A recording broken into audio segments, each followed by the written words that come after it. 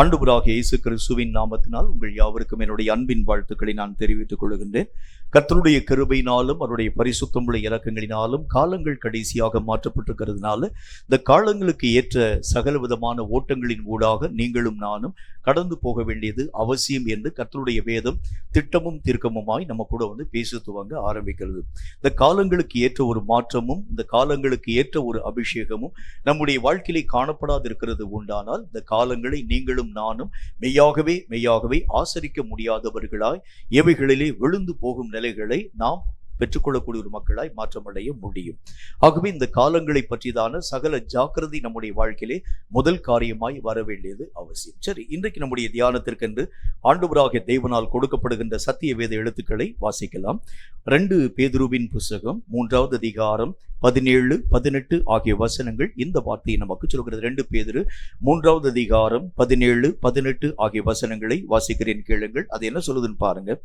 ஆதலால் பிரியமானவர்களே, இவைகளை முன்னமே நீங்கள் அறிந்திருக்கிறபடியினால் அக்கிரமக்காரருடைய வஞ்சகத்திலே நீங்கள் எழுப்புண்டு உங்கள் உறுதியிலே இருந்து விலகி விழுந்து போகாத படிக்கு எச்சரிக்கையாயிருந்து 18வது வசனம், நம்முடைய கர்த்தரும் இரட்சகருமாகிய இயேசு கிறிஸ்துவின் கிருபையிலும் அவரை அறிகிற அறிவிலும் வளருங்கள். அவருக்கு இப்பொழுதும் என்றென்றைக்கும் மகிமை உண்டாவதாக. ஆமென். கர்த்தருடைய வேதம் நமக்கு ஒரு நல்ல ஒரு காரியம் ஒன்றை கற்பிக்கக்கூடியதாய் விளங்குகிறது.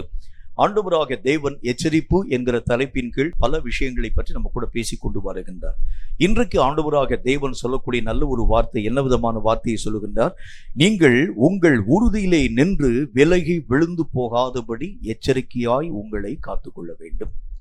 கர்த்தருக்குள் ஒவ்வொரு மனிதனும் உறுதியான அஸ்திபாரம் பெற்ற ஒரு மனிதனாய் மாற்றமடைய வேண்டியது அவசியம். வசனத்தில் அப்போஸ்தலனாகிய பரிசுத்த பவுல் சொல்லுகின்றார், கிறிஸ்துவுக்குள் வேர் கொண்டவர்களாகி நீங்கள் உங்கள் ஆவிக்குரிய நிலைகளை எந்த தீமையிலும் மெய்யாகவே அகப்படுத்தி விடாதபடி உங்களை நீங்கள் பாதுகாத்துக் கொள்ள ஜாக்கிரதைப்பட வேண்டியது அவசியம்.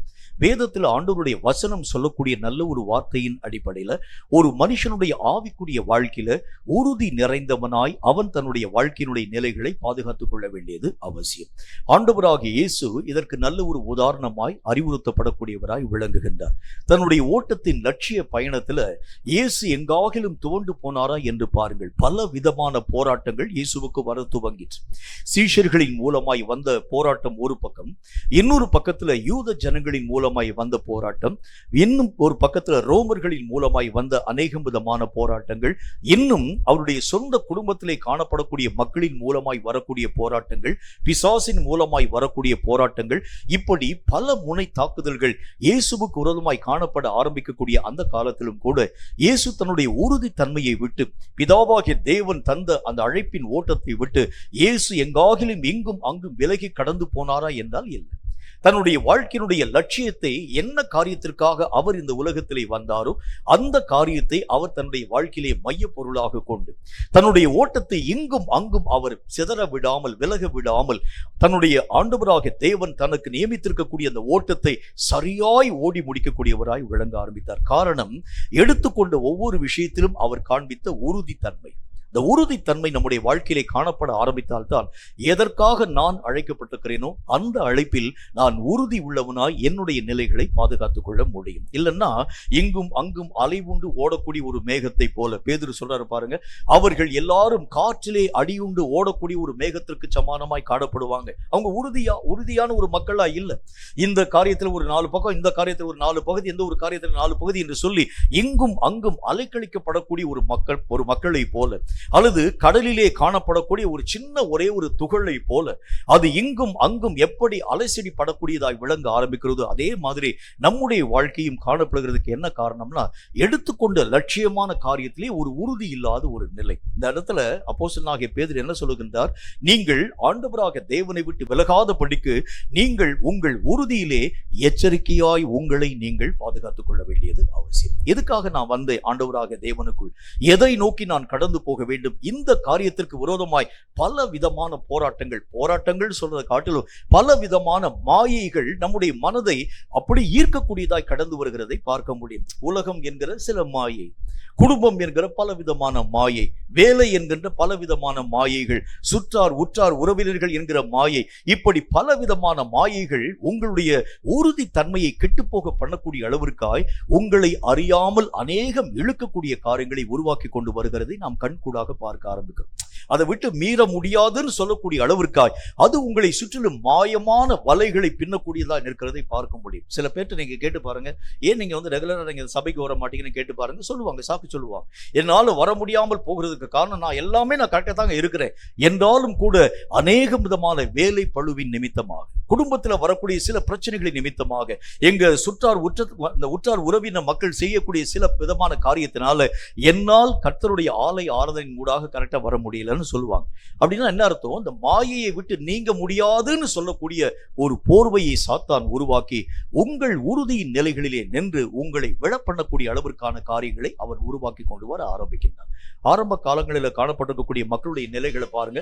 அப்போஸ்தலர்கள் வாழ்க்கை வாழ்ந்த அந்த காலங்கள்ல, அதன் பின்பதாய் வந்த தீர்க்கதரிசிகள் வாழ்ந்த அந்த காலங்கள்ல, எல்லா விதமான ஜனங்கள் வாழ்ந்த அந்த காலங்கள்ல அவரவர்களுக்கு அநேக விதமான பணிகள் காணப்படக்கூடியதாய் விளங்கிற்று. அந்த வசனத்திலே பார்க்க முடியும். ஆண்டவருடைய வேதம் நமக்கு சொல்கிறதை போல பல விதமான சீஷர்கள் மீன் பிடிக்கக்கூடிய மக்களாய் விளங்கினாங்க. அவரவர்கள் தங்கள் தொழிலின் கூடாக கடந்து போக வேண்டியது அவசியம். தங்களுடைய குடும்பத்தை பராமரிக்கக்கூடிய அந்த வேலைகள் அவருடைய வாழ்க்கையிலே காணப்படக்கூடியதாக விளங்கிற்று. இன்னும் அநேகம் விதமான தேவைகள் அவருடைய வாழ்க்கையிலே காணப்பட ஆரம்பித்தாலும் இவைகள் எந்த விதமான காரியத்திற்காகவும் ஆண்டவராக தேவனை விட்டு அவர்கள் ஒரு நாளும் விலகி போகாமல் தாங்கள் ஆண்டவராக தேவனால் பிடிக்கப்பட்டவர்கள் என்பதை அறிந்து அவருக்குள் தங்கள் உறுதித்தன்மையை காண்பிக்கும் ஒரு மக்களாய் விளங்க ஆரம்பிச்சார். அப்ப நம்முடைய வாழ்க்கையில கூட தேவனுக்குள் நம்முடைய உறுதியின் நிலைகளை பாதுகாத்துக் கொள்ளும் ஒரு மக்களாய் நீங்களும் நானும் விளங்க வேண்டும். இந்த காரியத்துல ஒரு எச்சரிக்கை நம்முடைய வாழ்க்கையிலே வர வேண்டியது அவசியம். ஏன்னா உங்க உறுதியின் நிலைகளை கெட்டுப்போக பண்ணக்கூடிய அளவிற்கு தேவையில்லாத அநேக விதமான மாயையான காரியங்கள் உங்களுக்கு விரோதமாய் உருவாக்கப்படுகிறத பார்ப்பீங்க. இது ஒரு நிதர்சனமான ஒரு உண்மையை போல காணப்பட ஆரம்பித்தாலும் அவைகளெல்லாம் மாயை தான். அவைகளின் ஆழமான காரியங்களை நீங்கள் கற்று உணர ஆரம்பித்தால் மட்டும்தான் அவைகளை தாண்டி கடந்து போக உங்களாலும் என்னாலும் ஆகும்.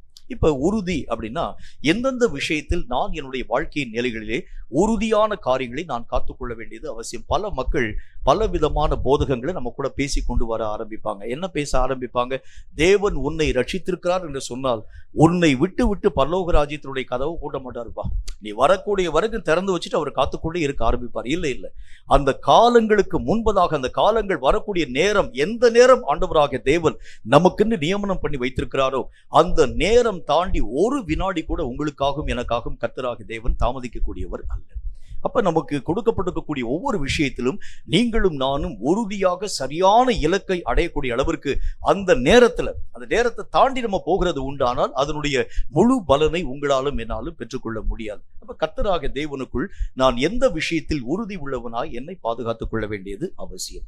2 பேதுருவின் புஸ்தகத்துல அதுல 1வது அதிகாரம் 10வது வசனம் இந்த வார்த்தையை நமக்கு சொல்கிறது. 2 பேதுரு 1வது அதிகாரம் 10வது வசனம் இந்த வார்த்தையை சொல்கிறது. வாசிக்கிறேன், கேளுங்கள். அது என்ன சொல்லுதுன்னு பாருங்க. ஆகையால் சகோதரரே, உங்கள் அழைப்பையும் தெரிந்து கொள்ளுதலையும் உறுதியாக்கும்படி ஜாக்கிரதையாயிருங்கள். இவைகளை செய்தால் நீங்கள் ஒரு காலும் இடறி விழுவதில்லை. முதல் காரியம், என்னுடைய அழைப்பிலும் எனக்கு ஆண்டவராக தேவன் வைத்திருக்கக்கூடிய தெரிந்து கொள்ளக்கூடிய விஷயத்திலும் தெரிந்து கொண்டிருக்கக்கூடிய அந்த காரியத்திலும் ஒரு உறுதியின் நிலை என் வாழ்க்கையிலே காணப்பட வேண்டும். எதற்காக நான் அழைக்கப்பட்டிருக்கிறேன் அதை நான் பின்தொடர்ந்து போக வேண்டும் என்கிற ஒரு உறுதி. ஆனா இந்த உறுதியின் நிலைகளை கெட்டுப்போக பண்ணக்கூடிய அளவிற்கு நிறைய பக்க வழிகளில் இருந்து நிறைய பிரச்சனைகள் வருகிறத பார்க்க முடியும். நீங்கள் என்ன காரியத்திற்காக ஆண்டவராக தேவனால் அழைக்கப்பட்டீர்களோ அந்த அழைப்பை உங்கள் வாழ்க்கையிலே பெற்றுக்கொள்ள முடியாத அளவிற்கு அநேகம் தடைகள், அநேகம் தடுப்பு சுவர்கள் உருவாக்கப்படுகிறதை உங்களாலும் என்னாலும் கண்குழாய் பார்க்க முடியும். பல மாயையான காரியங்களின் நிமித்தமாக நான் என்னுடைய அழைப்பையும் தெரிந்து கொள்ளப்படக்கூடிய விஷயத்தையும் கூட மறக்கக்கூடியவனாய் காணப்பட ஆரம்பிக்கிறதுனால என்னுடைய லட்சிய பயணத்தினுடைய காரியங்களை விட்டு விலகி போகும் ஒரு மார்க்கத்தானாய் விளங்குகிறதை நான் பார்க்க ஆரம்பிக்கிறேன். ஒரு நல்ல ஒரு சம்பவம் ஒன்று எனக்கு நினைவுக்கு வருகிறது. தேவன் வைத்திருக்கக்கூடிய காலங்களில் உங்களுடைய ஓட்டத்தை நீங்கள் நிறைவு பண்ண வேண்டியது அவசியம். நம்முடைய இந்திய நாட்டில் நல்ல ஒரு பிரபலமான ஒரு நடிகன் ஒருவன் இருந்தான். அந்த நடிகனுக்கு பேர் வந்து ராமசாமின்னு வச்சுக்கோங்களேன். ராமசாமி என்கிற ஒரு நடிகர், நல்ல ஆக்ட் பண்ணக்கூடிய ஒரு மனிதனும் கூட, நல்ல வேஷம் போடக்கூடிய ஒரு மனுஷனும் கூட, நல்ல அப்படி அதாவது எந்த விதமான ஒரு வேஷத்தை போட ஆரம்பித்தாலும் அதை யாராலும் கண்டுபிடிக்க முடியாத அளவிற்கு அவ்வளவு திறமையாக வேஷம் போடவும், திறமையாக அநேக விதமான பல குரல்களை பேசக்கூடிய அளவிற்கும் ஒரு சத்துவம் பெற்ற ஒரு மனிதனாய் காணப்படக்கூடியவன் அந்த மனுஷன். இவனுடைய பெயரையும் புகழையும் கேள்விப்பட்ட ஜனங்கள் அமெரிக்க ஐக்கிய நாட்டில் அவரை வந்து அழைத்து எங்களுக்கு மத்தியில் வந்து இந்த மாதிரி நிறைய காரியங்கள் யாவற்றையும் நீங்கள் செய்ய வேண்டும் அப்படின்னு சொன்னாங்க. போன அமெரிக்க ஐக்கிய நாடுகளுக்குள்ளாக கடந்து போகக்கூடிய இடத்துல அங்கு அவன் அதாவது பல குரல்கள் யாவற்றையும் பேசினதை கேட்டு அந்த அமெரிக்க ஜனங்கள் ரொம்ப சந்தோஷப்பட்டாங்க, ஆச்சரியப்பட்டாங்க. நிறைய காசு, நிறைய கிஃப்ட், நிறைய பொருட்கள் யாவற்றையும் பரிசளிக்க துவங்க ஆரம்பிச்சான். இவனுக்கு ரொம்ப சந்தோஷம். அவன் எதிர்பார்த்ததை காட்டு நிறைய பரிசு தொகை, ஏராளமான பணம், ஏராளமான கிஃப்ட் அவங்களுடைய கரங்களை கொடுக்க துவங்க ஆரம்பிச்சான். அதன் பின்பதாக அவனுடைய அந்த காரியங்கள் எல்லாம் நிறைவாக்கப்பட்ட பிறகு திரும்ப இந்தியாவுக்கு வர வேண்டும். இந்தியாவுக்கு வரக்கூடிய அந்த நாட்களில் டைரக்டா அங்கிருந்து அமெரிக்காவிலேருந்து இப்போ வந்து அமெரிக்காவிலேருந்து இந்தியாவுக்கு நமக்கு வந்து ஃப்ளைட் உண்டு. ஆனால் அந்த காலத்தில் வந்து இந்தியாவுக்கு வர வேண்டும் என்றால் ஒரு கனெக்டிங் ஃப்ளைட், அங்கேருந்து நேராக லண்டனுக்கு போகணும். லண்டன்லேருந்து வேற ஒரு கனெக்டிங் ஃப்ளைட்டை எடுத்துக்கொண்டு திரும்ப இந்தியாவை நோக்கி கடந்து வர வேண்டும். இந்த மாதிரி ஃப்ளைட் மாற்றி வர வேண்டியது அவசியம். அந்த இடத்துல நேராக வந்து லண்டனுக்கு போயிட்டான். போகக்கூடிய நேரத்தில் நடந்த ஒரு காரியம் என்ன அப்படின்னா, அங்கே இருக்கக்கூடிய மக்கள் அவன்கிட்ட போய் விசாரிச்சாங்க. வந்து விசாரித்தான், இனி கனெக்டிங் ஃப்ளைட் வந்து எத்தனை மணிக்கு வரப்போகிறது என்பதை பற்றி கேட்டான். உடனே அங்கே இருக்கக்கூடிய மக்கள் சொன்னாங்க, ஐயா 6 மணி நேரத்துக்கு பிறகு தான் உங்களுக்கு உரிய அந்த ஃப்ளைட் வரும். 6 மணி நேரம் இந்த ஏர்போர்ட்டில் நீங்கள் வந்து சுற்றி கொண்டு வரலாம். ஒவ்வொரு காரியத்தையும் பார்க்கும்படிக்காக 6 மணி நேரம் இருக்கு அப்படின்னு அப்படி ஒவ்வொரு விதமான பகுதியும் சுற்றி பார்க்கும்படிக்காய் கடந்து வந்தான். ஒரு கம்ப்யூட்டர் ஒன்று அங்கே காணப்பட்டது. அப்போ அவதான் புதுசாக பார்க்குறாங்க. நான் சொல்றது அந்த காலம். கம்ப்யூட்டரில் ஒரு காரியம் ஒன்று எழுதப்பட்டிருக்கிறது. என்ன எழுதப்பட்டிருக்கிறது? நீங்கள் போய் அந்த கம்ப்யூட்டர் மேலே ஏறி நிற்கிறது உண்டானால் உங்களுடைய ஒவ்வொரு வரலாறையும் அந்த கம்ப்யூட்டர் அப்படி பேச ஆரம்பிச்சிடும். உங்கள் பேர் என்ன, உங்கள் ஊர் என்ன, எங்கேருந்து வரீங்க, எங்கே போகிறீங்க, உங்கள் வயசு என்ன, நீங்கள் என்ன காரியமாகும்படி வர்றீங்க, என்ன காரியமாகும்படி கடந்து போகிறீங்க, எல்லா விஷயத்தையும் தெளிவாய் பேசக்கூடிய ஒரு கம்ப்யூட்டர். இதை பார்த்த உடனே என்ன, கம்ப்யூட்டருக்கு என்ன எப்படி தெரியும் என்னை பற்றி? நான் எந்த ஊரில் இருக்கக்கூடிய ஒரு மனுஷன், எந்த கிராமத்தில் வசிக்கக்கூடிய ஒரு மனுஷன், எந்த நாட்டை சார்ந்தவன், என்னை பற்றி இந்த கம்ப்யூட்டருக்கு என்ன தெரியும் என்கிறதை பற்றி யோசித்த அந்த மனிதன் அந்த கம்ப்யூட்டருக்கு முன்பாக போய் நிற்கும்படிக்காய் கடந்து போனான். போகிறதுக்கு முன்னால் அந்த கம்ப்யூட்டரில் எழுதப்பட்டிருந்தது, நீங்கள் ஏறி நிற்கிறதுக்கு முன்பதாக $10 அதில் போடணும். டாலர் போடுகிறது உண்டானால் உடனே உங்களுக்கு உண்டான எல்லா விதமான விஷயத்தையும் அந்த கம்ப்யூட்டர் பேச ஆரம்பிச்சு. இவனும் மேலே ஏறி நின்று $10 போட்டான். போட்ட உடனே அந்த கம்ப்யூட்டர் இவனை பார்த்து சொன்னது, உன்னுடைய பெயர் ராமசாமி, உனக்கு 53 வயது ஆகிறது, நீ அமெரிக்காவிலே இருந்து நேரம் நீ வந்து இந்தியாவை நோக்கி கடந்து போகின்றாய், உங்க அப்பா பேர் இது, உங்க அம்மா பேர் இது, உன்னுடைய மனைவி பேர் இது, உன் பிள்ளை பேர் இது, எல்லா விளக்கங்கள் யாவற்றையும் பேச துவங்கிட்டு. ஆச்சரியமா போயிடுச்சு இவனுக்கு. எப்படி என்னை பற்றி எல்லா விதமான விளக்கங்கள் யாவற்றையும் பேசிக்கொண்டு வருகிறது? இந்த கம்ப்யூட்டர் எப்படியாச்சும் ஏமாத்தணும். எப்படி நம்ம வந்து எவ்வளவு பெரிய திறமைசாலி, அதாவது சத்தமாத்தி பேசக்கூடிய ஒரு திறமைசாலி, அநேக விதமான மாறுவேடங்களை போடக்கூடிய ஒரு திறமைசாலி, நான் என்னை போய் இந்த கம்ப்யூட்டர் எல்லா விதமான விஷயங்களை பேசுகிறது எப்படி? நேரா வாஷ்ரூம்குள்ள கடந்து போனான். கடந்து போய் ஒரு வயசான ஒரு தாத்தா மாதிரி வேஷம் போட்டு கொண்டு வந்தான். இப்போ அந்த கம்ப்யூட்டரை கட்டாயம் ஏமாத்திடலாம். இது என்னை பார்க்கக்கூடிய நேரத்தில் என்னை பார்த்து அந்த கம்ப்யூட்டர் சொல்லும், நீ வயசான தாத்தா என்கிறதை பற்றி பேச ஆரம்பிச்சு வேற ஏதாச்சும் ஒரு பேரை சொல்ல ஆரம்பிச்சிடும் என்று சொல்லி இந்த மனிதன் ரொம்ப வேஷம் போட்டு தழுதழுத்த குரல்ல பேச ஆரம்பித்தார். ஒரு வயசான தாத்தா எப்படி பேசுவாரு அந்த மாதிரி பேசக்கூடிய அளவுக்காக மேலே ஏறி நின்று கொண்டு $10 போட்டு என்னை பற்றி நீ சொல்ல வேண்டும் என்கிறதை பற்றி ஒரு வயதான முதியவர் பேசுகிற மாதிரி பேச ஆரம்பித்தார். உடனே அந்த கம்ப்யூட்டர், ராமசாமி நீ தான் வந்திருக்கியா அப்படின்னு கேட்டுச்சு அந்த கம்ப்யூட்டர். உன் வயசு 53 வயசு, நீ இப்போ அமெரிக்காவிலிருந்து இந்தியாவை நோக்கி கடந்து போகிறாய், கனெக்டிங் ஃப்ளைட்டுக்காக வெயிட் பண்ணி கொண்டிருக்கின்றாய், உன் ஊர் இது, உங்கள் அப்பா பேர் இது, உங்கள் அம்மா பேர் இது, மனைவி பேர், எல்லாத்தையும் சொல்ல ஆரம்பிச்சிச்சு. என்னடா அது, இந்த கம்ப்யூட்டரை ஏமாற்றி விடலாம் என்று சொல்லி நானும் முயற்சி பண்ணி பார்க்குறேன் என்று சொல்லி, இந்த முறை இந்த கம்ப்யூட்டர் நான் கட்டாயம் ஏமாற்றி விட வேண்டும் என்று சொல்லி நேரம் மறுபடியும் வாஷ்ரூமுக்குள்ளாக கடந்து போனான். ஒரு அழகிய இளம் யுவதியை போல, அதாவது ஒரு அந்த வாலிப பிள்ளை மாதிரி நல்ல ரொம்ப நேரம் உட்கார்ந்து மேக்கப் பண்ணி அவனை வந்து கண்டுபிடிக்கவே முடியாத அளவுக்கு ஜடையெல்லாம் போட்டு எல்லா காரியத்தையும் செஞ்சு ஃபேஷியல்லாம் பண்ணி எல்லா விதமான மேக்கப் போட்டு அந்த ஐப்ரோ போட்டு ஐலாஷ் போட்டு எல்லா விதமான லிப்ஸ்டிக்லாம் போட்டு மேலே ஏறி வந்து கையில் ஒரு டப்பை பை வேற ஒரு பேக் வச்சிருப்பாங்க பாருங்க, அந்த பேக் வேற வைத்துக்கொண்டு எல்லா காரியங்களையும் வைத்துக்கொண்டு அந்த கம்ப்யூட்டருக்கு முன்பதாக போயினேன் என்றார். இந்த கம்ப்யூட்டர் ஒரு செகண்ட் அப்படி திகைச்சு போயிடுச்சு. யாரு அப்படின்னு சொல்லிட்டு இப்போ அந்த $10 போட்டு விட்டு அந்த கம்ப்யூட்டரை பார்த்து அவன் கேட்டான், என்னை பற்றி நீ சொல்ல வேண்டும். சத்தத்தை பார்த்து பேசுவானே, பெண்ணை போல ஒரு அழகிய குரலை அவன் பேச ஆரம்பித்தான்.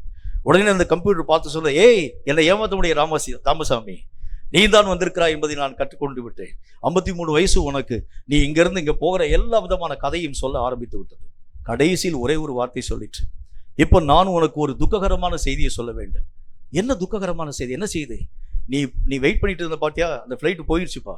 நீ 2 நாள் கழிச்சு தான் ஃப்ளைட்டு வர ஆரம்பிக்கும். இனி 2 நாளும் இதே இடத்துல நீ தங்கி இருக்க வேண்டும் என்கிறதை பற்றி பேசிட்டு, நமக்கு கொடுக்கப்பட்டிருக்கக்கூடிய அழைப்பு, இந்த அழைப்புக்கு மாறாக எத்தனையோ விஷயங்களை நீங்களும் நானும் செயல்படுத்தும் ஒரு மக்களாய் விளங்குகிறோம். ஆண்டவராக தேவன் சொல்லக்கூடிய காலங்களை கட்டாயம் ஒவ்வொரு மனிதனுக்கும் உரிய அழைப்புக்குரிய காலம் வந்துடும். நீங்க ஆயத்தமா இருந்தாலும் இல்லாமல் போனாலும் பலவிதமான தேவையற்ற காரியங்களின் ஊடாக நீங்கள் உங்கள் நிலைகளை மாற பண்ண ஆரம்பித்தாலும் கூட அந்த காலங்கள் ஒரு நாளும் நின்று போகிறது இல்லை. அப்ப கர்த்தர் சொல்லுகின்றார், என்னுடைய அழைப்பையும் என்னுடைய ஓட்டத்தையும் நான் ஜாக்கிரதையாய் பாதுகாத்துக் கொள்ள வேண்டியது அவசியம். எனக்கு கொடுக்கப்பட்டிருக்கக்கூடிய இந்த அழைப்புக்குரிய இந்த காலத்தை நான் மெய்யாகவே புரிந்து கொண்டு அந்த காலத்திற்குரிய ஆயத்த நிலைகளின் ஊடாக நான் கடந்து போக வேண்டியது அவசியம். எனக்கு குறிப்பிடப்பட்டிருக்கக்கூடிய காலம் ஒரு 80 வயது என்று வைத்துக் கொள்ளுங்கள், அது 60 வயசுன்னு வச்சுங்க. இந்த 60 வயது காலத்திற்குள்ளாக என்னுடைய ஓட்டத்தின் காரியங்கள் யாவற்றையும் நான் சரியான விதத்தில் செய்து முடிக்க வேண்டியது அவசியம். இன்னும் நான் செய்ய வேண்டிய காரியம் நிறைய பாக்கியாக காணப்படக்கூடிய காரியம் உண்டு.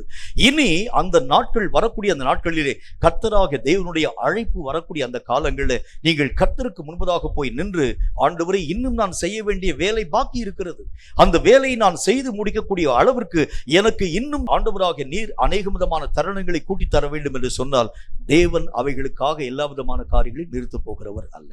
உனக்கு கொடுக்கப்பட்ட காலம் அவ்வளவுதான். இந்த காலத்தில் அந்த காரியத்தை எப்படியெல்லாம் நீ பயன்படுத்துகின்றாய்? ஒருவேளை வீணான காரியங்களுக்காய், மாயையான காரியங்களுக்காய், தேவையில்லாத விஷயங்களுக்காய் நீங்களும் நானும் காலங்கள் யாவற்றையும் பயன்படுத்த ஆரம்பிக்கிறது உண்டானால் என் அழைப்பையும் என் ஓட்டத்தையும் நான் மெய்யாகவே விட்டு விலகக்கூடிய ஒரு மனிதனாய் விளங்க ஆரம்பித்து விடுவேன். இப்ப கர்த்தர் சொல்லுகின்றார், எதிலே என்னுடைய வாழ்க்கையிலே உறுதித்தன்மை இருக்க வேண்டும்?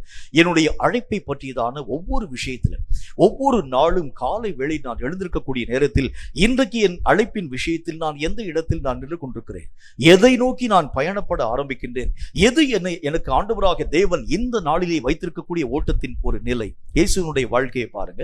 ஆண்டவராக தேவன் ஒவ்வொரு நாளையும் தன் பிதாவாகிய தேவனுக்குள் துவங்கக்கூடிய அந்த காலத்துல அன்றைக்கு அவருக்கு வைக்கப்பட்டிருக்கக்கூடிய ஒவ்வொரு பணியையும் ஆண்டவராகிய இயேசு கிறிஸ்து கேட்டு தெரிந்து கொண்டு அந்த பணிகளை சரியான விதத்தில் செய்து முடித்து கடைசியிலே சிலுவையின் மரணத்திலே ஆண்டவராகிய தேவன் சொல்கின்றார், எல்லாம் முடிந்தது என்ற ஒரு வார்த்தையை பற்றி பேச ஆரம்பிக்கிறார். எனக்கு கொடுக்கப்பட்ட எல்லா பொறுப்பையும் நான் செஞ்சு முடிச்சிட்டேன்.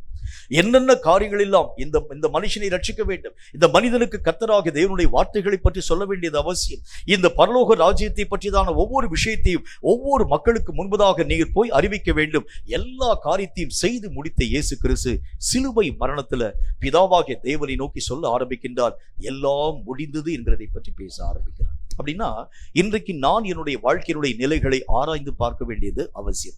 எனக்கு கொடுக்கப்பட்டிருக்கக்கூடிய ஓட்டத்துல நான் எங்கே நின்று கொண்டிருக்கிறேன்? நான் எல்லாத்தையும் செஞ்சு முடிச்சுட்டேன்னா, எல்லா விதமான காரியங்களையும் செய்யக்கூடிய அளவிற்கு நான் அநேக விதமான பிரயாசங்களின் ஊடாக கடந்து போக ஆரம்பிக்கிறேன். ஒரு சம்பவம் உங்களுக்கு சொல்ல வேண்டியது அவசியம். ஆண்டவராகிய இயேசுவும் அவருடைய சீஷர்களும் ஒரு முறை அநேக விதமான அதாவது இடத்தை நோக்கி கடந்து போறாங்க. போகக்கூடிய நேரத்தில் வழி அருகே ஒரு அத்திமரம் ஒன்று நிற்கிறதை அவருடைய கண்கள் பார்த்தது. அந்த அத்தி மரத்தை பார்க்கக்கூடிய நேரத்தில் ஆண்டவராகிய தேவன் அந்த அத்தி மரத்துல ஏதாகிலும் கனி இருக்குமா அப்படின்னு சொல்லி ரொம்ப பசியாக காணப்படக்கூடிய கர்த்தர்.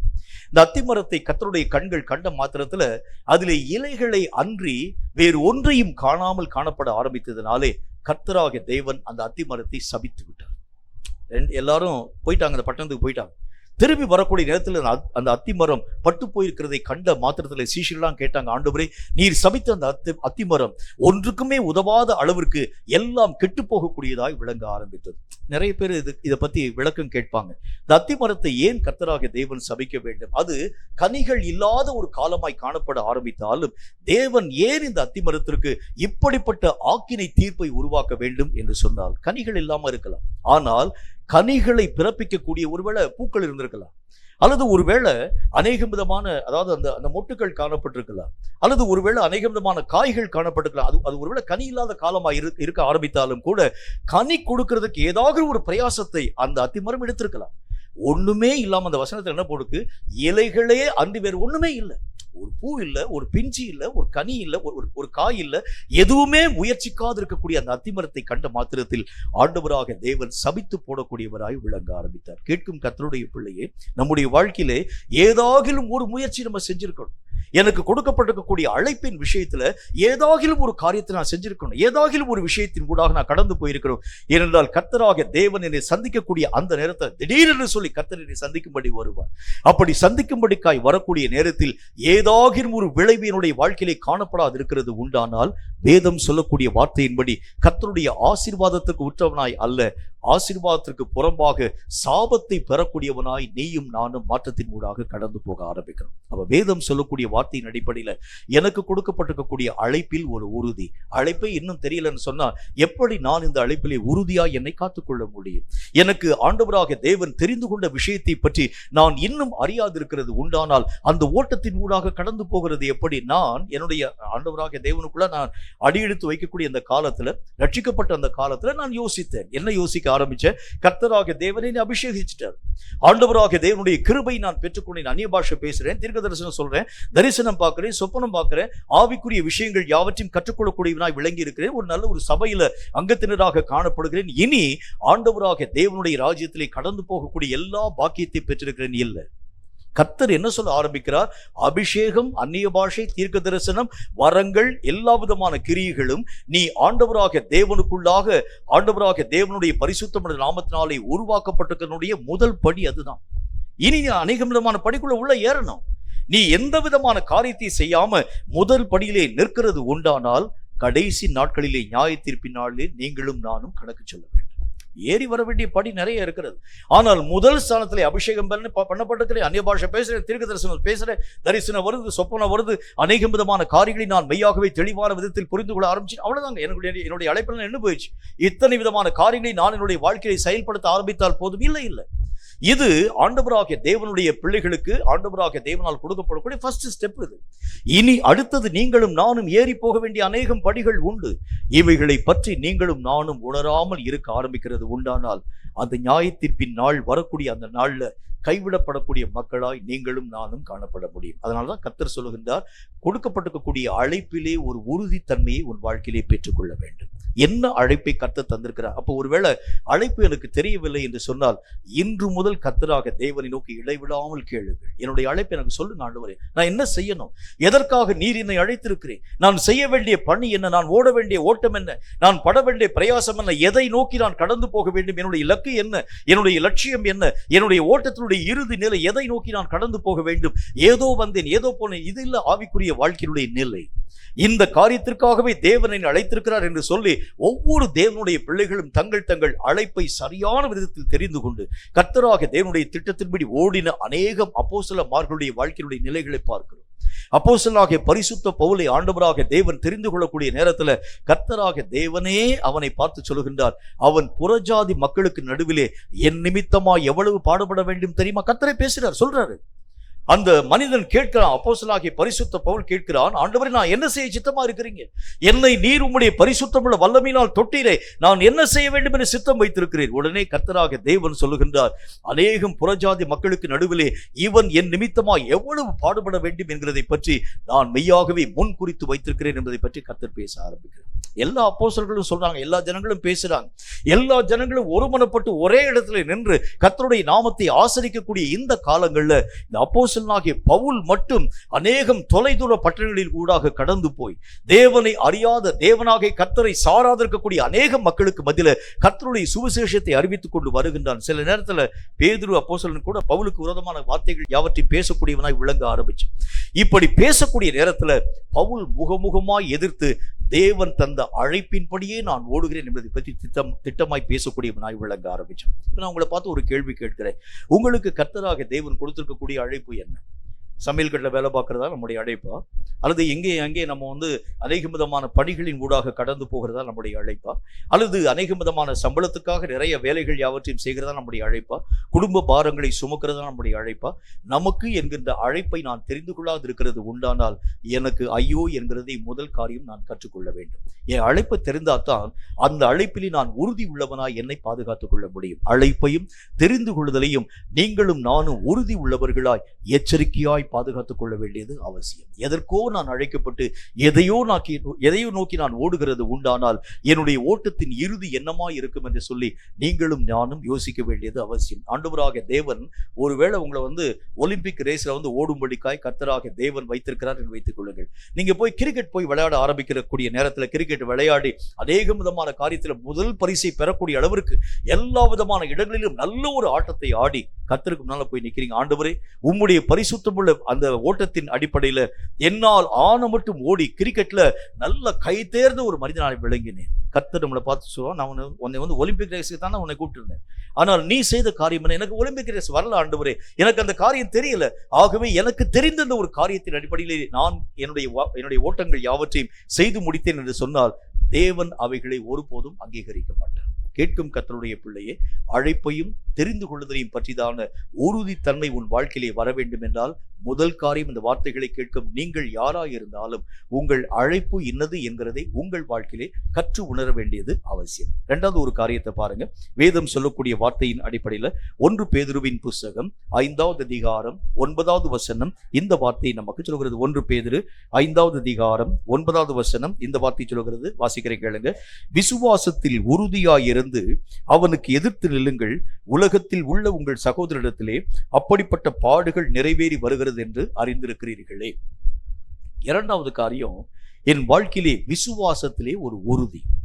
விசுவாசத்தின் உறுதி அப்படின்னா, விசுவாசத்துல பல வகைகளை நான் உங்களுக்கு சொல்லித்தர முடியும். விசுவாசத்துல அநேக விதமான காரியங்களை பெற்றுக்கொள்ளக்கூடிய வழிமுறை, அநேக விதமான ஆசீர்வாதங்களை தேவனுடைய கரங்களிலே நின்று பெற்றுக்கொள்ளக்கூடிய மார்க்கங்கள், ஆண்டவராகிய தேவனுடைய நாமத்தினாலே சரீரத்திலே காணப்படக்கூடிய பலவீனங்களிலே நின்று பலத்தை பெறக்கூடிய ஒரு அற்புதமான ஒரு வழி, இன்னும் ஆண்டவராகிய தேவனுடைய வெளிப்பாடுகளை பெறக்கூடிய இந்த விசுவாசம், ஆண்டவராகிய தேவனுக்கு அடுத்த காரியங்களை அறியக்கூடிய விசுவாசம், இப்படி பல விதமான விசுவாசங்களை பற்றி நான் உங்களுக்கு முன்பதாக சொல்ல முடியும். ஆனா இங்க கர்த்தர் என்ன விசுவாசத்தை பற்றி பேசுகிறார் அப்படின்னா, இந்த விசுவாசம் உறுதியான விசுவாசம் காணப்படுகிறது உண்டானால் உனக்கு விரோதமாய் காணப்படக்கூடிய பிசாசை எதிர்த்து நின்று ஜெயிக்கக்கூடியவனாய் நீ விளங்க ஆரம்பித்து விடுகிறாய். உன்னை யுத்த வீரனாய் உருவாக்கும் ஒரு விசுவாசம். இந்த விசுவாசம் நம்முடைய வாழ்க்கையிலே வர ஆரம்பித்தால்தான் எனக்கு முன்பதாய் வரக்கூடிய எல்லா போராட்டங்களிலும் வெற்றி பெறும் ஒரு மனிதனாய் விளங்க ஆரம்பிக்கிறதை நான் பார்க்கிறேன்.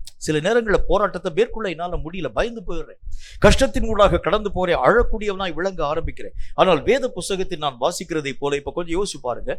தாவீது என்கின்ற மனுஷனுடைய வாழ்க்கையிலே விசுவாசத்தினுடைய காரியம் குறைவுபட்டுக்கிறது வைத்துக் கொள்ளுங்கள். தாவீதை கொண்டு போய் கோலியாத்திற்கு முன்பதாக கொண்டு நிறுத்திட்டான்.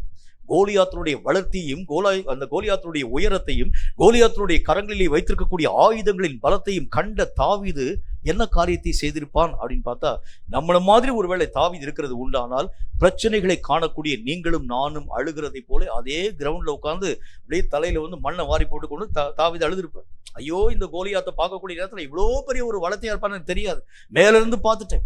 இப்ப கீழே முன்பதாக நேருக்கு நேராக பார்க்கக்கூடிய நேரத்தில் தான் இவனுடைய உருவத்தையும் வளர்த்தையும், இன்னைக்கு நம்ம அதை தானே செய்யறோம். ஒவ்வொரு பிரச்சனையும் பார்த்து நீங்களும் நானும் அழுகிறதுக்கு காரணம் என்ன? அதே இந்த சம்பவத்தை நீங்க அப்படியே நீ யோசிச்சு பாருங்க.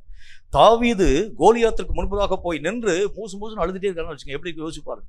எதுக்கிட்ட அழுறேன்னு சொல்லி கோலியாத்தை கேட்கக்கூடிய நேரத்தில் இல்லைங்க உங்களை நான் கொல்றதுக்காக வந்தேன், உங்க வளர்த்தியை பார்த்த உங்க உருவத்தை பார்த்த உடனே என்னுடைய கையில் இருக்கக்கூடிய பலமெல்லாம் போயிடுச்சுங்கன்னு சொல்லி எனக்கு அழுகை பீறிட்டு வர ஆரம்பிக்கிறது. பிரச்சனையை பார்க்கும்போது நீங்க தானே செய்றீங்க, கஷ்டத்தை பார்க்கும்போது நீங்க தானே செய்றீங்க.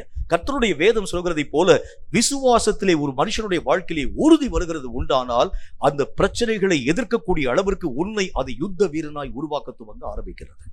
யுத்த வீரனாய் அது உருவாக்க ஆரம்பிக்கிறது உண்டானால் பிரச்சனையை காணக்கூடிய அந்த தாவீது, கோலியாத்தை காணக்கூடிய தாவீது எப்படி பார்க்க ஆரம்பித்தால், ஒரு சாதாரணமான பலவீனமான மனிதனாய் அந்த தாவீது கோலியாத்தை பார்க்கக்கூடியவனாய் விளங்க ஆரம்பித்தார்.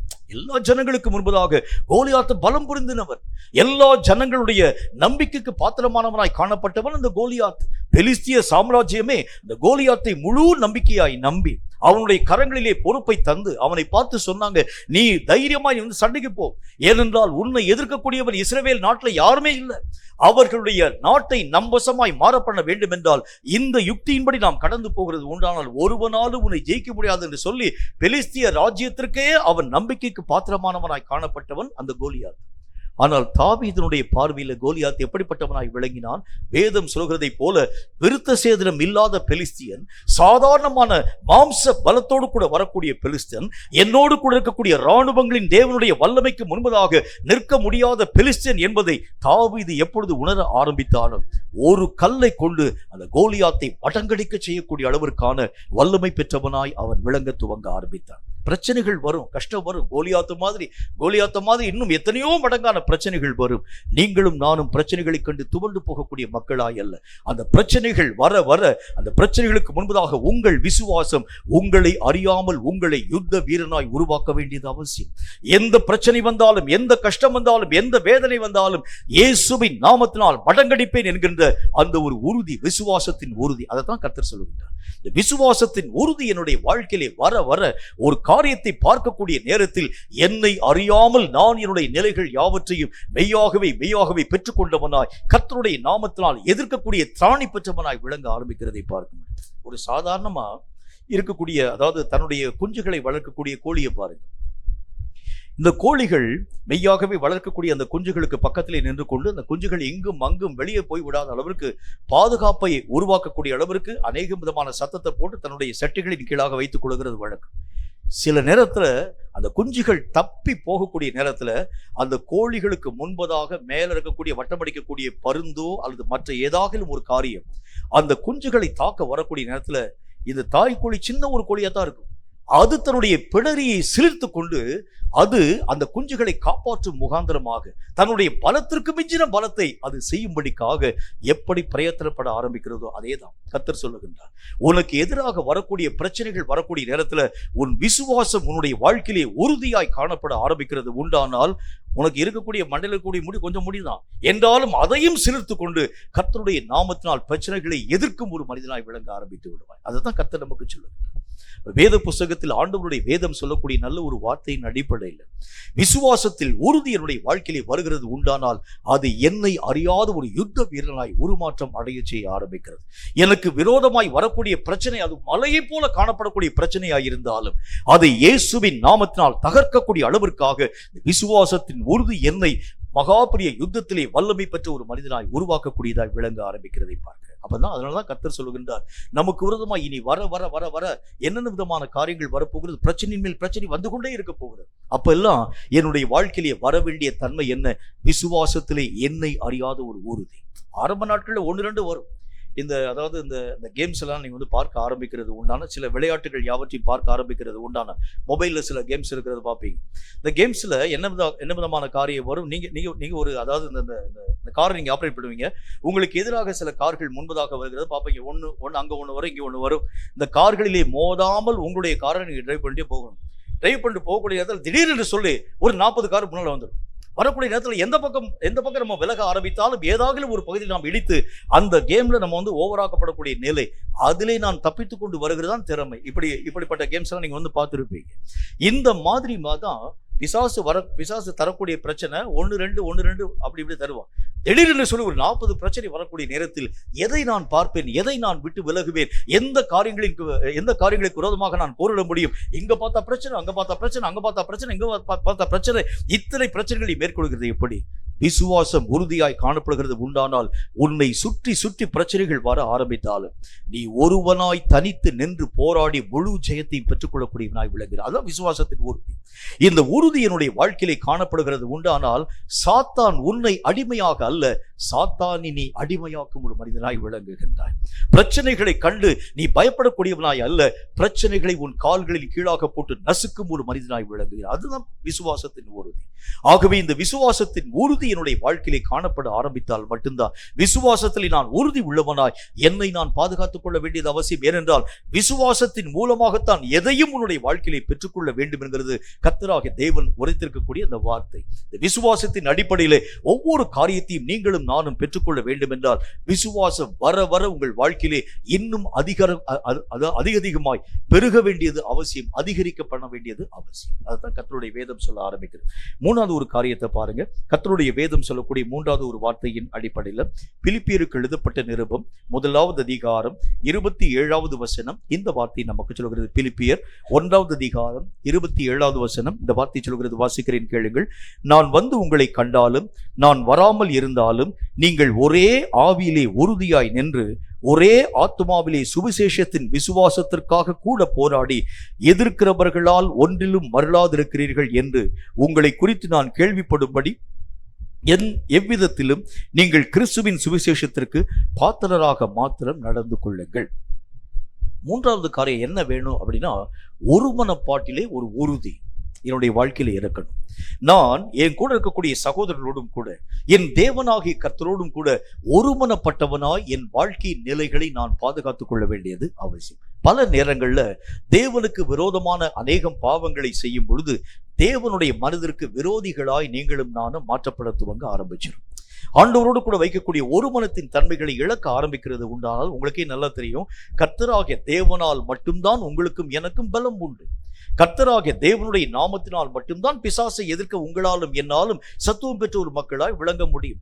நீங்களும் நானும் சாத்தானுடைய வல்லமைகளை எதிர்க்க வேண்டும் என்றால் தேவனோடு கூட ஒருமனப்படாத ஒரு வாழ்க்கை வாழுகிறது உண்டானால் அது உங்களுக்கும் எனக்கும் சாத்தியமான ஒன்று அல்ல.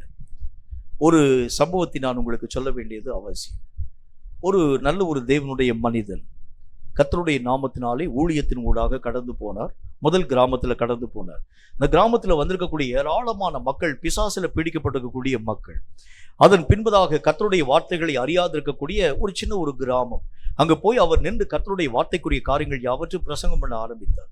பிரசங்கம் பண்ண மாத்திரத்துல நடந்த காரியம் என ஏராளமான அற்புதங்கள், பிசாசுகள் எல்லாம் நடுநடுங்கி வெளியே ஓடி போகக்கூடிய அனுபவங்கள், அநேகம் விதமான மக்களுடைய வியாதிகள் சுகமாக்கக்கூடிய அனுபவங்கள், மட்டுமல்லாமல் அநேகம் விதமான மக்களுடைய குடும்ப கஷ்டங்கள் எல்லாம் மாற்றப்படக்கூடிய நிலைகள். இந்த கிராமத்திலே ஒரு பெரிய ஒரு அசைவு உருவாக்கப்படக்கூடிய ஒரு சூழ்நிலை வந்தது. இரண்டாவது, இந்த நிலைகளை பார்க்கக்கூடிய ஒரு மனிதன், பக்கத்து கிராமத்தை சார்ந்த ஒரு மனிதன், அவரை அழைப்பித்து, ஐயா, நீங்க எங்க கிராமத்துக்கும் தயவு செய்து வர வேண்டும். எங்க கிராமத்திலே பிசாசு பிடிச்சு இருக்கக்கூடிய மக்கள் நிறைய பேர் இருக்கிறாங்க. தயவு செய்து எங்களுடைய கிராமத்திற்கு வந்து கர்த்தருடைய வார்த்தைகளை பற்றி அறிவிக்க வேண்டும். இவரும் அந்த கிராமத்துக்கு கடந்து போயிட்டார். போய் அங்க கர்த்தருடைய வார்த்தைகளை அறிவித்த பிறகு இப்ப அந்த மனிதனுக்கு முன்பதாக நிறைய ஜனங்களை கூட்டிட்டு வராங்க ஜெபிக்கிறதுக்காக. பிசாசு பிடித்திருக்கக்கூடிய மக்களை கூட்டிட்டு வராங்க, வியாதிப்பட்ட மக்களை கூட்டிட்டு வராங்க, அநேகம் விதமான குடும்பத்துல கஷ்டத்தோடு இருக்கக்கூடிய மக்களை அழைத்து கொண்டு வர ஆரம்பிக்கிறாங்க. அதுல பிசாசு பிடித்திருக்கக்கூடிய மக்களை அழைத்து கொண்டு வரக்கூடிய அந்த நேரத்துல இந்த மனிதன் ஜெபிக்க துவங்க ஆரம்பித்தார். ஏய் பிசாசே, இந்த உடலை விட்டு இப்பொழுது நீ வெளியேறி கடந்து போக வேண்டும் என்று நான் உனக்கு கட்டளை கொடுக்கிறேன். பிசாசு அந்த ஊழியக்காரனை பார்த்து ஒரு சிரிப்பு சிரித்தது. இரண்டாவது முறை அந்த பிசாசை பார்த்து, ஏய் பிசாசே, இவரை விட்டு போறையா முடியாதா என்கிற ஒரு வார்த்தையை பற்றி பேசக்கூடிய நேரத்தில் இரண்டாவது முறையும் அந்த பிசாசு அவனை பார்த்து சொன்ன, அதெல்லாம் போக முடியாது அப்படின்னு சொல்லிச்சு. மூன்றாவது முறை அந்த பிசாசை பார்த்து, இப்பொழுது இவனை விட்டு போகவில்லை என்று சொன்னால் நடக்கிறதே வேறு, இப்ப நடக்கிறது என்னன்னு பாரு என்று சொல்லி அவனுடைய கரங்களை பிடித்து அப்படியே முறுக்கி முதுகிலே 4 குத்தி அனுப்பிவிட்டுச்சு. எல்லா ஜனங்களுக்குனா ரொம்ப கேவலமா போயிடுச்சு.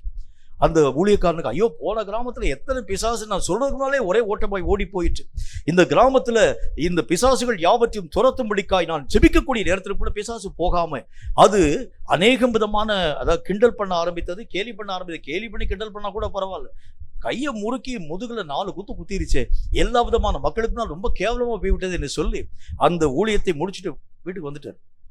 வீட்டுக்கு வரக்கூடிய நேரத்தில் நடந்த காரியம் என்ன? ஒரே ஒரு விஷயம் தான். வீட்டில் வந்து கர்த்தராகிய தேவனை நோக்கி அவர் ஜெபிக்க துவங்க ஆரம்பித்தார். ஆண்டவரே, என்ன பிரச்சனை, எதனால் இந்த ஒரு காரியம் உருவாக்கப்பட துவங்கிட்டு, நீர்தான் இதற்குரிய பதில் உத்தரவுகள் யாவற்றையும் தர வேண்டும் என்கிறதை பற்றி கர்த்தராகிய தேவனை நோக்கி அவர் ஜெபிக்க துவங்க ஆரம்பித்தார்.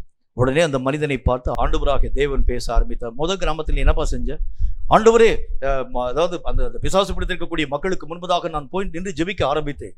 பிசாசுகள் எல்லாம் ஒரே ஓட்டமாய் விலகி ஓடி போனதை நான் பார்த்தேன். இரண்டாவது கிராமத்தில் நீ போய் என்ன செஞ்ச? அதே மாதிரி தான் நான் ஜெபிச்சேன். அப்பொழுதும் கூட பிசாசுகள் ஓடாமல் எனக்கு விரோதமாய் நின்று அவைகள் மெய்யாகவே பரியாசம் பண்ண துவங்கிற்று.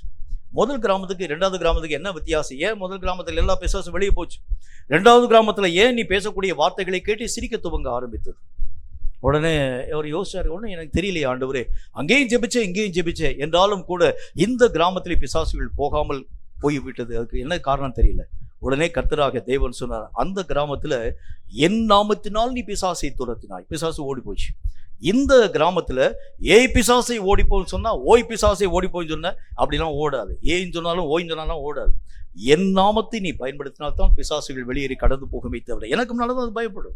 நீயும் நானும் பேசக்கூடிய வார்த்தைக்காக ஏ பிசாசுன்னு சொல்லி நான் என்னுடைய கரங்களை முறுக்கி விட்டு கொண்டு நின்றால் அதெல்லாம் பிசாசு பயப்படாது. ஏன்னா உன்னை காட்டில தாத்தாவெல்லாம் பார்த்தது இந்த பிசாசு. பிசாசு பயம் கொள்ள வேண்டும் என்றால் இயேசு என்கிற நாமத்திற்குத்தான் அது பயப்படுமே தவிர நீயும் நானும் மிரட்டக்கூடிய மிரட்டலுக்கு சாத்தான் பயப்படுகிறது இல்லை. அப்ப கர்த்தருடைய வேதம் என்ன வார்த்தையை சொல்ல துவங்க ஆரம்பிக்கிறது அப்படின்னா, ஆண்டவராகிய தேவனுடைய வசனம் சொல்கிறதை போல அந்த வசனத்தை வாசிக்கிறேன். நான் உங்களை கண்டாலும் நான் வராமல் இருந்தாலும் நீங்கள் ஒரே ஆவியில் உறுதியாய் நின்று ஒரே ஆத்துமாவிலே சுவிசேஷத்தின் விசுவாசத்திற்காக கூட போராடுங்கள். ஒருமனப்பட்ட ஒரு நிலை, கர்த்தரோடு ஒருமனப்பட்ட ஒரு நிலை, சபையிலே காணப்படக்கூடிய மக்களோடு கூட ஒருமனப்பட்ட ஒரு நிலை. இந்த ஒருமனம் நம்முடைய வாழ்க்கையிலே வருகிறது உண்டானால் இந்த சபைக்குள் பிசாசினுடைய ஆவிகள் உள்ள வர முடியாது. நமக்கும் கர்த்தராகிய தேவனுக்கும் இடையிலே காணப்படக்கூடிய அந்த ஐக்கியத்துல ஒரு மனம் மிகுந்து காணப்படுகிறது உண்டானால் உங்களை வஞ்சிக்க சாத்தானுடைய வல்லமையான ஆயுதங்களின் கூறுகள் மெய்யாகவே உருவாக்கப்பட முடிகிறது. காரணம், நீயும் கர்த்தராகிய தேவனும் ஒரே நேர்கோட்டில் இணைந்திருக்கக்கூடிய ஒரு மக்களாய் காணப்படுறீங்க. உங்களை கெடுக்க பிசாசின் வல்லமைகளால் மெய்யாகவே வர முடிகிறது இல்ல. காரணம், கர்த்தரோடு கூட ஒருமனப்பட்ட ஒரு மக்களாய் விளங்க ஆரம்பிக்கிறோம். அதனாலதான் சபையில ஒரு மனம் நமக்கு தேவைன்னு பேச ஆரம்பிக்கிறோம். ஏன்னா சபையில் பிசாசு வராதிருக்க வேண்டும் என்றால் சபையிலே காணப்படக்கூடிய மக்களின் நடுவில் ஒருமனம் இருக்கணும். என்னுடைய தனிப்பட்ட வாழ்க்கையிலே சாத்தான் வராது இருக்க வேண்டும் என்று சொன்னால் எனக்கும் கர்த்தருக்கும் இடையிலே ஒருமனப்பாடின் நிலை காணப்பட வேண்டியது அவசியம். இந்த ஒருமனம் என்னுடைய வாழ்க்கையிலே உறுதியாக காணப்பட ஆரம்பித்தால் மட்டும்தான் எதிரியானவனுக்கு முன்பதாக நிற்கக்கூடிய திராணி பெற்றவனாய் நான் என்னுடைய வாழ்க்கையை பாதுகாத்துக் கொள்ள முடியும் என்று கர்த்தருடைய வேதம் உங்களுக்கும் எனக்கும் தீர்க்கமாய் சொல்ல துவங்க ஆரம்பிக்கிறது. இன்னொரு காரியத்தை பாருங்க. ரோமருக்கு எழுதப்பட்ட நிருபத்தில் 12வது அதிகாரம் 12வது வசனம் இந்த வார்த்தை நமக்கு சொல்கிறது. ரோமர் 12:12 இந்த வார்த்தையை சொல்கிறது. வாசிக்கிறேன், கேளுங்கள்.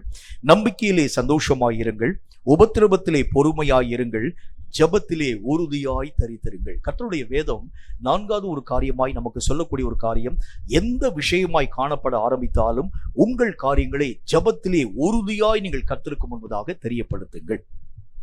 எந்த விஷயமாய் காணப்பட ஆரம்பித்தாலும் பல நேரங்களில் மக்களுடைய உதவிகளை நீங்களும் நானும் நாடக்கூடியவர்களாய் விளங்க ஆரம்பிக்கிறோம். மக்களுக்கு முன்பதாக போய் நின்று எனக்கு இந்த பிரச்சனை இருக்குங்க, எனக்கு இந்த கஷ்டம் இருக்குங்க, எனக்கு இந்த வேதனைக்குரிய காரியங்கள் காணப்பட ஆரம்பிக்கிறது. என்னுடைய வாழ்க்கையினுடைய நிலைகளை நான் உங்களுக்கு சொல்ல வேண்டும் என்று சொன்னால், எத்தனையோ முறை அநேகம் கஷ்டங்கள் என்னுடைய வாழ்க்கையிலே வந்தது உண்டு, வேதனைகள் வந்தது உண்டு. சில நேரத்தில் ரட்சிக்கப்பட்ட ஆரம்ப நாட்கள்ல சாப்பிடுகிறதுக்கு கூட வழி இல்லாமல் அநேகம் காலங்கள் நான் பட்டினியாக கழித்த அந்த காலங்கள் உண்டு.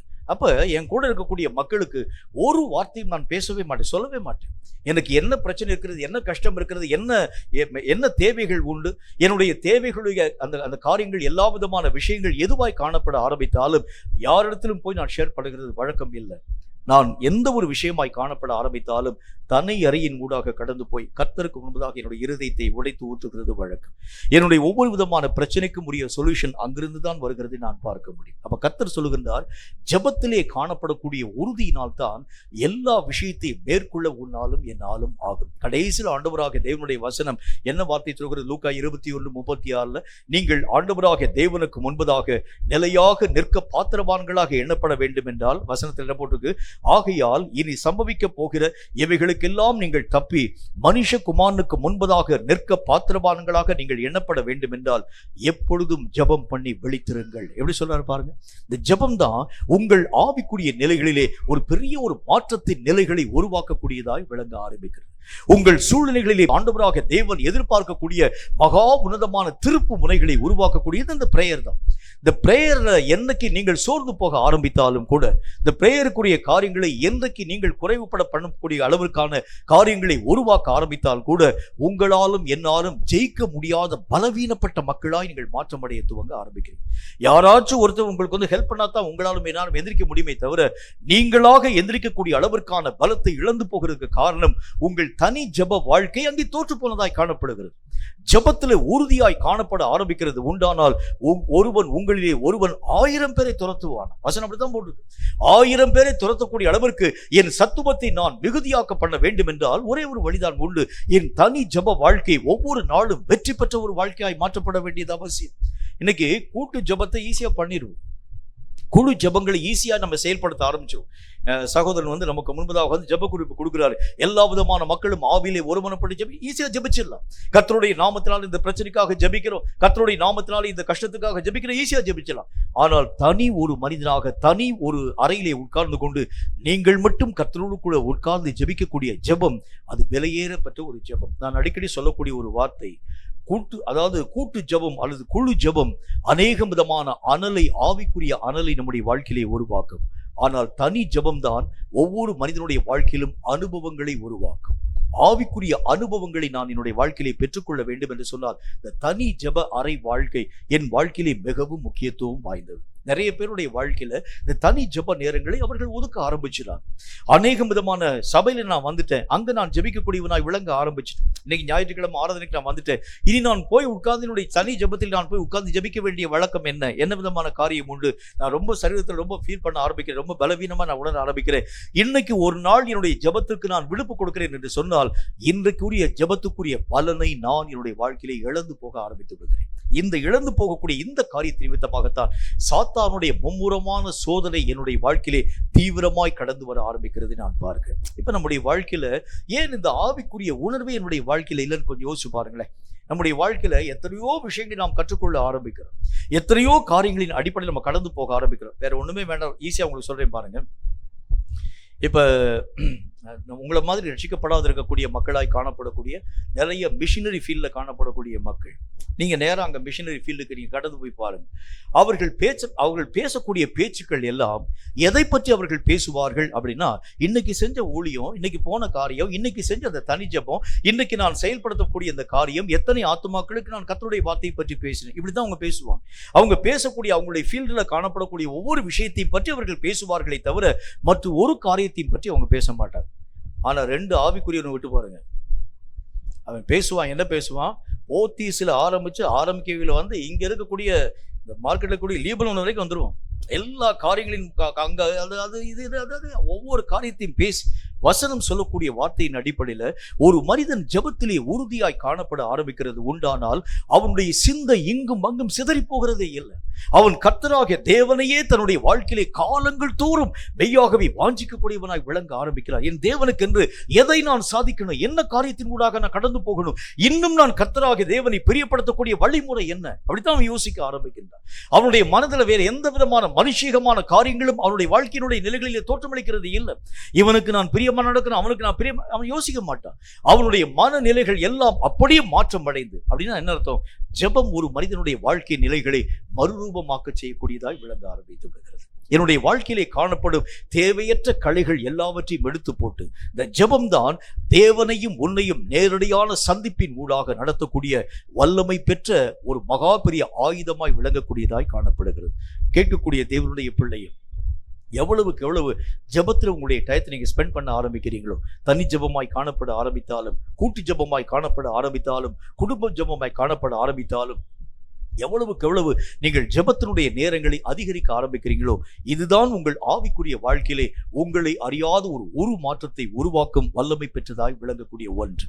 உங்க வாழ்க்கையில ஒரு மாற்றம் அடையாது இருக்கிறது உண்டானால் நீங்கள் எப்பொழுதும் பழைய வாழ்க்கை வாழக்கூடிய ஒரு மக்களாகவே காணப்படுகிறதை பார்க்க முடியும். ஒரே ஒரு சம்பவத்தை சொல்லி என்னுடைய செய்தியை நிறைவு பண்றேன்.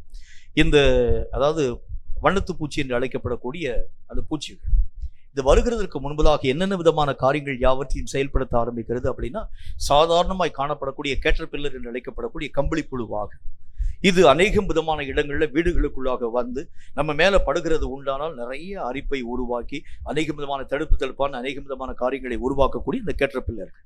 இந்த கேட்டர்பில்லர்கள் என்ன காரியங்களை செய்கிறது? ஒரு செடியில உட்கார்ந்து எந்த இடமாய் காணப்பட ஆரம்பித்தாலும் வைக்கப்பட்டிருக்கக்கூடிய ஒவ்வொரு செடியையும், ஒவ்வொரு காய்களையும், ஒவ்வொரு கனிகளையும் கூட அரித்து சாப்பிட்டு கொண்டே இருக்க ஆரம்பிக்கிறதை பார்க்கும். ஒரு காலத்திற்கு பிறகு இந்த கேட்டர்பில்லர்கள் எல்லாம் அப்படி மறைஞ்சு போயிடும். அவ்வளவு நாள் வரைக்கும் கம்பளி புழுக்களை நீங்களும் நானும் அடிக்கிறதுக்கே நமக்கு நேரம் செலவுப்பட ஆரம்பிப்போம். நிறைய அப்படியே தீ வச்சு நம்ம வந்து எரிக்கக்கூடிய ஒரு மக்களாய் விளங்க ஆரம்பிப்போம். ஆனால் ஒரு குறிப்பிட்ட காலத்திற்கு பிறகு அந்த கம்பளி புழுக்களுடைய அந்த காரியங்கள் இருக்கிறத உங்களால முன்னாலும் பார்க்க முடியாது. அது என்ன செய்யும் அப்படின்னா, தன்னை சுற்றிலும் ஒரு கூடு அமைத்து கொண்டு அந்த கம்பளி புழுக்கள் எல்லாம் உள்ளேயே அப்படி தங்கி இருக்க ஆரம்பிக்கிறதை பார்க்க முடியும். அப்படியே ஒரு தியானம் பண்ணுகிறவனை போல, ஒரு ஜெபிக்கிறவனை போல எங்கும் அங்கும் நகராமல் ஒரே இடத்தில் அமர்ந்திருக்கக்கூடியதாய் விளங்க ஆரம்பிக்கிறது. குறிப்பிட்ட காலம் வரக்கூடிய அந்த காலங்களில் அது என்ன செய்கிறது பாருங்கள், தன்னுடைய கூட்டை உடைத்து கொண்டு இப்பொழுது அது வெளியே புறப்பட்டு வருகிறது. முந்தைய கம்பளி புழுவாய் அல்ல, இப்பொழுது வருகிறது நல்ல ஒரு அழகிய வண்ணத்து பூச்சியாக. இந்த உருமாற்றத்திற்கு என்ன காரணத்தை நான் உங்களுக்கு சொல்ல முடியும்? ஜெபம்தான் ஒரு மனுஷனுடைய வாழ்க்கையின் நிலைகளை உருமாற்றத்தின் ஊடாக அழைத்து கொண்டு போகக்கூடிய வல்லமை பெற்ற ஒரு ஆயுதம். இந்த உருமாற்றம் உங்களுடைய வாழ்க்கையிலே வர வேண்டும் என்றால், இயேசு வாழ்ந்த அந்த காலத்தை பாருங்க, எல்லா நேரத்திலும் ஜெபத்திலே தன்னுடைய வாழ்க்கையை கழிக்கும் இயேசுவாகவே அவர் காணப்பட ஆரம்பித்தார். உருமாற்றத்திற்குரிய ஆயத்தம் வரக்கூடிய அளவிற்காக எங்கெங்கெல்லாம் அவர் கடந்து போக ஆரம்பித்தார். சீஷர்களை இயேசு கிறிஸ்து தனியே அனுப்பிவிட்டு ஆண்டவராகிய பிதாவாகிய தேவனை நோக்கி இடைவிடாமல் ஜெபிக்கக்கூடியவராய் இந்த உருமாற்றம் வரணும். இந்த உருமாற்றம் வர ஆரம்பித்தால்தான் பிதாவாகிய தேவன் தந்த அந்த பரிசு என்று அழைக்கப்படக்கூடிய சிலுவை மரணத்தை பிரச்சனை இல்லாமல் ஏற்றுக்கொள்ள இயேசுவினால் முடியும். சாதாரண ஒரு மனுஷனால் இது சாத்தியமான ஒன்று கிடையாது. இப்ப நம்முடைய வாழ்க்கையில இந்த ஒரு சிலுவை மரணத்தை ஆண்டவராகிய தேவன் உங்களுக்கு பரிசாக தருகிறது உண்டானால் யாரும் ஏற்றுக்கொள்ள முடியாது. நம்ம யோசிப்போம், ஆண்டவராகிய தேவனுக்கு நான் சிலுவையை சுமப்பேன் ஆண்டவரே, உங்களுக்காக நான் பாடுகளை படுவேன் ஆண்டவரே. ஒரே ஒரு மனிதன் ஒரு சின்ன ஒரு பிளேடை வச்சு கீச்சட்டும், அவ்வளவுதான், உடனே அந்த காரியத்தை விட்டு ஒரே ஓட்டமாய் விலகி ஓடி போகிறத பார்க்க முடியும். கர்த்தராகிய தேவனுக்கு பாடுகளை பட வேண்டும் என்றால் ஒரு உருமாற்றம் என்னுடைய வாழ்க்கையில வர வேண்டியது அவசியம். என்ன உருமாற்றம்? என்னுடைய நிலைகளிலே, என்னுடைய சிந்தனைகளிலே, என்னுடைய ஒவ்வொரு விதமான பிரயாசங்களிலே ஒரு மாற்றம் வர ஆரம்பித்தால்தான் கிறிஸ்துவுடைய பாடுகளை மறுக்காமல் ஏற்றுக்கொள்ளும் ஒரு மனிதனாய் விளங்க ஆரம்பித்து விடுகின்றேன். அப்ப இந்த மாற்றம் வர வேண்டும் என்றால் தேவை என்ன? அதிகமாய் ஜெபிக்க பிரயாசப்படுங்கள். இப்ப இவ்வளவு நாள் வரைக்கும் 1 மணி நேரம் நீங்க ஜெபிக்கிறீங்க அப்படின்னு சொன்னா, இனி வரக்கூடிய நாட்களில் 3 மணி நேரத்துக்கு நீங்க ட்ரை பண்ணுங்க. 3 மணி நேரம் ஜெபிக்கிறீங்கன்னு சொன்னா ஒரு 6 மணி நேரம் ஜெபிக்கிறதுக்கு நீங்க ட்ரை பண்ணுங்க. 6 மணி நேரம் ஜெபிக்கிறது உண்டானால் 7 மணி நேரம் ஜெபிக்கிறதுக்கு நீங்க ட்ரை பண்ணுங்க. 7 மணி நேரம் ஜெபிக்கிறது உண்டானால் 12 மணி நேரம் உட்கார்ந்து இங்க ஜெபிக்க பிரயாசப்படுங்க. ஏனென்றால் ஜெபத்தை எவ்வளவுக்கு எவ்வளவு நீங்கள் அதிகப்படுத்த ஆரம்பிக்கிறீர்களோ அந்த அளவிற்கு உங்கள் ஆவிக்குரிய ஒரு மாற்றம், தேவனுக்கு பிரியமான மாற்றம் உங்கள் வாழ்க்கையிலே உருவாக்கப்படுகிறதை கண்கூடாய் உங்களாலும் என்னாலும் பார்க்க முடியும். ஒரே ஒரு சம்பவம் என்ன? நீங்கள் ஒரு மாற்றம் அடைந்தால்தான் தேவராஜ்யத்தில் கடந்து போக முடியும்.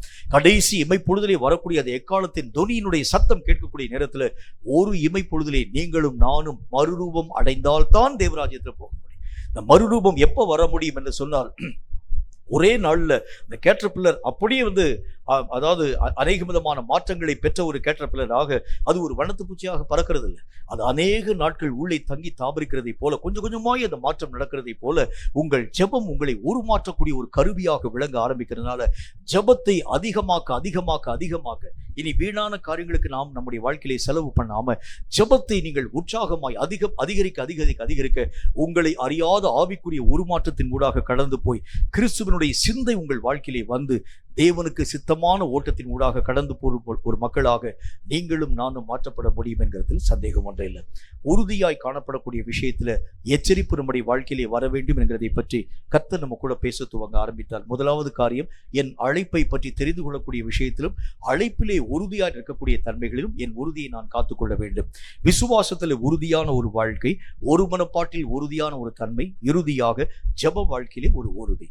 இந்த உறுதியான காரியங்களை காத்துக்கொள்ளக்கூடிய மக்களாக எச்சரிக்கை நிறைந்தவர்களாய் நீங்களும் நானும் நம்முடைய வாழ்க்கை நிலைகளை பாதுகாத்துக் கொள்ள ஆரம்பித்தால் மட்டும்தான் இறுதி ஓட்டத்திலே சரியான லட்சிய ஓட்டத்தினுடைய நிலைகளை எட்டி தேவராஜ்யத்தை சென்று அடைய உங்களாலும் என்னாலும் ஆகும். தலைகளை தாழ்த்தி கண்களை மூடி கர்த்தரை நோக்கி நாம் ஜெபம் செய்வோம். கர்த்தர் பேசின இந்த வார்த்தையின் அடிப்படையில் ஒரு உறுதியான ஒரு வாழ்க்கை, கிறிஸ்துவுக்குள் உறுதியான ஒரு வாழ்க்கை, கிறிஸ்துவுக்குள் நங்கூரமாய் கடந்து போகக்கூடிய ஒரு வாழ்க்கை, ஏதோ ஒரு அரைகுறையான ஒரு இணைப்போடு கூட வாழக்கூடிய ஒரு மக்களாக அல்ல, ஆண்டவராகிய தேவனுக்குள் வேர் கொண்ட ஒரு மக்களாக, தேவனிலே நிலைத்திருக்கும் ஒரு மக்களாக, தேவனுக்கென்று எதையாகிலும் சாதிக்கும் ஒரு மனுஷனாக என் வாழ்க்கையின் தன்மைகள் மாற்றப்பட என்னை ஒப்புக் கொடுக்கிறேன் என்று கர்த்தராகிய தேவனை நோக்கி நம் உள்ளத்தை திறந்து நாம் ஒப்புக் கொடுத்து நம்ம ஜெபிக்கலாமா? நன்றி செலுத்துகிறோம் கர்த்தாவே. இந்த வார்த்தைகளை கேட்டு உம்முடைய பிள்ளைகளுடைய வாழ்க்கையில ஒரு புதிய மாற்றம் இயேசுவின் நாமத்தினால் உருவாக்கப்படுவதாக. ஜெபத்திலே ஒரு உறுதியை அவர்கள் தங்கள் வாழ்க்கையிலே இயேசுவின் நாமத்தினாலே பெற்றுக்கொள்ளத்தக்கதான இரக்கங்களை தர வேண்டும் என்று நான் ஜெபிக்கிறேன். விசுவாசத்திலே ஒரு உறுதியின் தன்மைகளை கர்த்தருடைய நாமத்தினால உம்முடைய பிள்ளைகள் தங்கள் வாழ்க்கையின் ஆழங்களிலே பெற்றுக்கொள்ள ஏற்ற வல்லமைகளை தந்து ஆசீர்வதிக்க வேண்டும் என்று உம்முடைய பரிசுத்தமுள்ள நாமத்தினால் நான் ஜெபிக்கிறேன். அழைப்பில் உறுதிய கர்த்தருடைய நாமத்தினாலே பெற்றுக்கொள்ள வேண்டும். ஒருமனப்பாட்டின் தன்மைகளில் ஒரு உறுதியான தன்மைகளை அவர்கள் தங்கள் வாழ்க்கையிலே ஒரு மக்களாய் மாற்றப்பட வேண்டும். எதற்கோ வந்தோம், எதற்கோ போனோம், எதற்கோ காரியங்களை செய்து கொண்டு வருகிறோம் என்று சொல்லி ஒரு பிடிப்பற்ற வாழ்க்கை வாழாமல் கர்த்தராக தேவனுக்குள் இனி வரக்கூடிய நாட்களில் ஆகலும் கர்த்தருக்குள் நிலைத்திருந்து கர்த்தருக்கு பிரியமான கனிகளை தந்து தேவனுடைய சாயலை தன் வாழ்க்கையிலே தரித்துக் கொண்டு தேவராஜ்யத்தின் நேராக கடந்து போக இங்கு வந்திருக்கும் ஒவ்வொரு பிள்ளைகளையும் நீ தகுதிப்படுத்தி ஆசீர்வதிக்க வேண்டும் என்று நான் ஜெபிக்கிறேன்.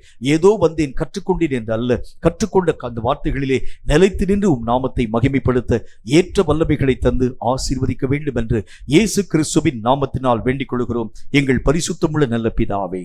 ஆமேன், ஆமேன்.